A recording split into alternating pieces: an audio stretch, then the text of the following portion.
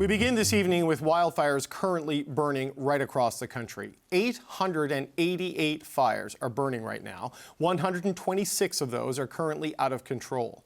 150 fire crews and nearly 50 firefighting aircraft have been deployed to northern Ontario as the province seeks federal support for ongoing large-scale evacuations. Thousands have already been forced to leave their homes, but as crews rush to put the fires out, some U.S. lawmakers are getting heated, slamming Canadian officials for not doing enough to prevent the fires that are spreading smoke in the northeastern United States. In a letter to the Prime Minister, several Michigan congressmen called this a crisis that Canada has the tools to prevent and has chosen not to. One of them took to Twitter, calling this a final warning to Canada. And another said she had called the U.S. ambassador and thinks the U.S. might need to step in to try and mitigate the situation up there, since they aren't really doing much. One congressman asked his followers in the U.S. if the U.S. should delay the opening of the Gordie Howe Bridge until Canada takes responsibility and gets control of the fires. Michigan Senator Bernie Moreno went so far as to say he will introduce a bill to sanction Canada over wildfire smoke. And President Trump's pick to be the next governor of Michigan said Canada should be incentivized to stop the smoke. In addition to making sure that Canada is properly incentivized to manage their own affairs and cover any costs that are incurred by Americans, we also, under my leadership as governor, are going to be addressing our own issues. Mike Harris is the Minister of Natural Resources of Ontario, and he joins me now. Minister Harris, it's good to see you. Thank you for some time on a very busy day. Yeah, absolutely. Good to see you as well. Look, I know you're busy dealing with the fires and dealing with the evacuations, but there's some politics coming into this from south of the border. A series of Republicans putting out statements and letters saying American lungs are paying the price for Canadian inaction, threatening sanctions, holding up the Gordie Howe Bridge until you get this out of control. What's your response to what we're hearing from the United States on this? Yeah, listen, I think our number one priority here in Ontario, obviously, is the safety of Ontarians. So we'll continue to do the things that we need to do. We'll keep the politics out of it for now and do everything, spare no expense, have all the right people in place, use every tool at our disposal to be able to keep people safe here in the province. I would like to remind some of our friends from the U.S. senators, congresspeople, candidates for election that I believe at this moment there's over 500 fires burning across the United States. And we've even had two fires now from Minnesota cross the border into Canada and have merged with fires that we have in Ontario. So we're all part of this together. We all really need to work and row in the same direction to deal with this problem. And quite frankly, I think a lot of these folks are a little bit misinformed and are trying to score some cheap political points. So it's just not the time for that right now. Well, it may not be the time, but they're doing it, right? I mean, they've got a midterm elections coming up with a difficult issue set for the Republicans in particular. And this has been something they have raised in years past, Minister. And they say they were promised extra money for forest thinning, fuel reduction, as in the fuel on the forest floor, prescribed burns, and they feel like not enough has been done. I know you're surging to evacuate and fight the fires, but has Ontario and other provinces put enough into the forest management side of things to mitigate against this in the non-burning season? Yeah, listen, when we look from a geographic perspective, Texas can fit into Ontario twice, if not more. So just to put that again into perspective for some of our American friends. But we have one of the best forestry industries, I would say, in the world, to be quite honest. We work very collectively with our forestry partners across the province to look at ways to sustainably log our forests here in Ontario. And a lot of that comes with mitigation efforts. We do a lot of work to clear out dead brush.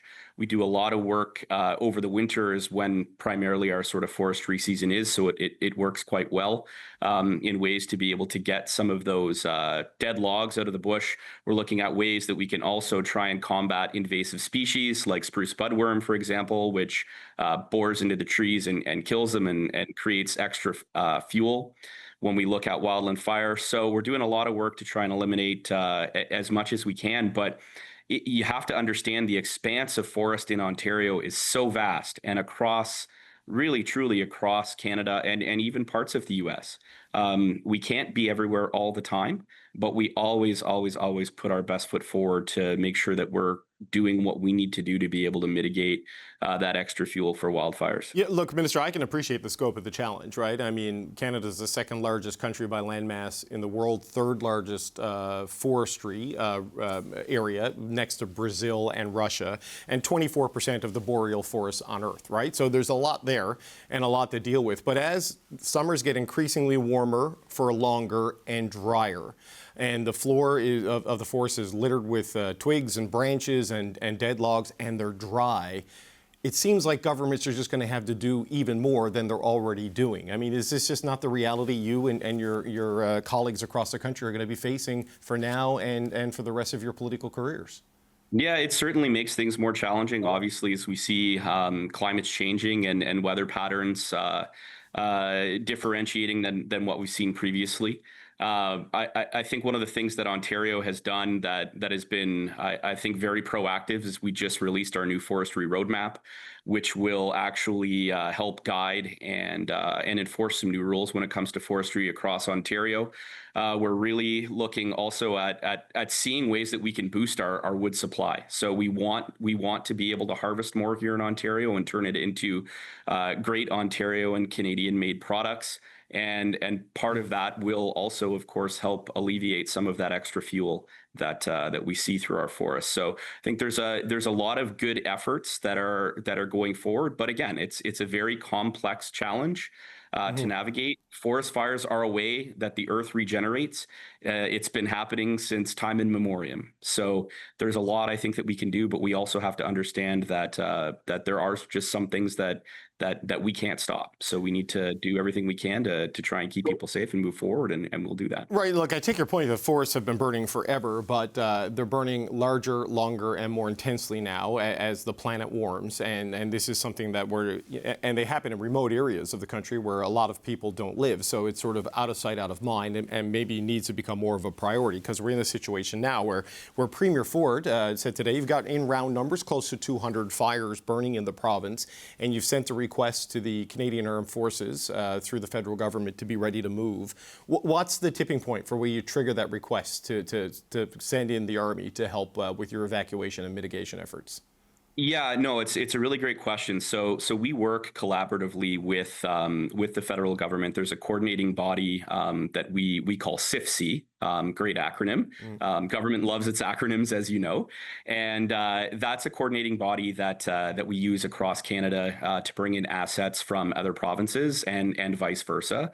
So we work with them on a regular basis. But in regards to sort of the more on the evacuation side, so Ontario has several -8s that we contract specifically for these types of events. We also have a Boeing 737 on contract as well. So we're a little bit limited, obviously, as to where we can land with larger planes. So having the ability to now leverage the Canadian Forces with their Chinook helicopters, for example, or perhaps Hercules type aircraft, C-130s, being able to move large amounts of people, 200-300 people out of communities at a time, it's very helpful for us because, like you said, with we've got, I believe the number is 191 fires burning today. Obviously, that changes at any given moment, but some of them are getting quite close to larger scale communities at this point. So if we're evacuating 20-30 people at a time, this really takes it to the next level where we're able to get 100 to 200 people out at any given moment. Okay, Minister, I know you're on your way to Thunder Bay as we're recording this conversation, so we'll leave it there and let you go to the epicenter there. Mike Harris, Minister of Natural Resources for Ontario. Thank you, sir. Thank you.